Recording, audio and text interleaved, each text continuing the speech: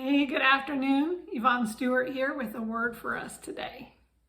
A few days ago, I was praying to God about the manifestation of His promises in my life, as I do every day. I was praying for God to take the funds out of my heavenly account and put them into my earthly account. But then I started to wonder if I even had enough in my heavenly account to cover it.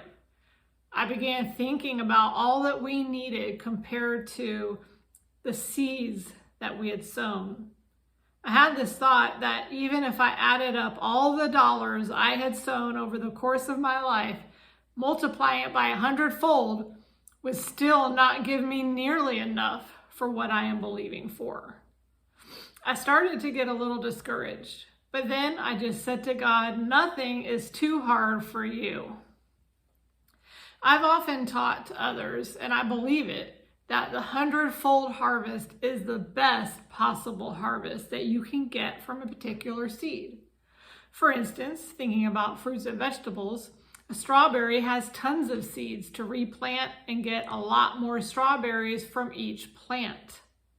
However, a garlic head, on the other hand, only has about maybe 10 cloves on each head, and each of those cloves has to be planted to get just one more head of garlic as a harvest.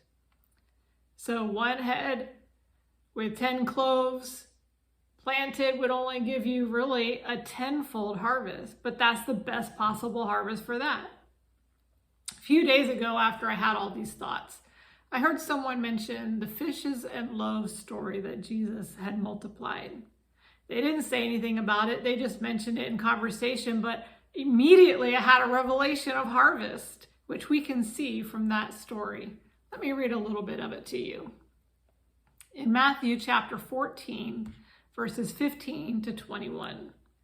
That evening, the disciples came to him and said, "This is a remote place, and it's already getting late. Send the crowds away so they can go to the villages and buy food for themselves." But Jesus said, "That isn't necessary. You feed them." "But we have only 5 loaves of bread and 2 fish, they answered. "Bring it here," he said. Then he told the people to sit down on the grass. Jesus took the loaves and the fish, and he looked up to heaven and he blessed them.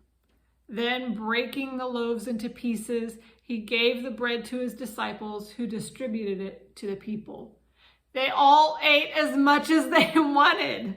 And afterwards, the disciples picked up 12 baskets of leftovers. About 5,000 men were fed that day, in addition to all the women and children. In Matthew 13:8, it says, "Still other seeds fell on fertile soil, and they produced a crop that was 30, 60, and even 100 times as much as had been planted." So what is the 100-fold harvest? Well, it does depend on the ground and the seed. If I give a small offering, not small in dollars and cents, but small compared to what I have and am able to give, then I'll get a small 30-fold harvest. If I give what I'm able to give comfortably, I'll get a pretty decent 60-fold harvest. But if I give with generosity, the most that I possibly can, compared to what I have, if I give until I feel it, my first and best offering, I'll receive a generous 100-fold harvest. Again, the giving is not based on the amount, but on what I am able to do, and not compared to what someone else is able to do. So here's the revelation that hit me like a ton of bricks. The 100-fold harvest is the best possible harvest, and it is unlimited. A boy gave Jesus 5 loaves and 2 fish. 100 times 5 is 500. 100 times 2 is 200. But there were probably upwards of 15,000 people that day when Jesus multiplied that offering. What I suddenly realized is that it did not matter how many people were there that day. nor did it matter how many loaves and fish there were. What mattered was that the boy gave all he had, and in the hands of Jesus, it multiplied as far as it needed to in order to feed everyone there, plus leftovers. I am greatly encouraged by this. I don't need to worry about the physical limitations of multiplication.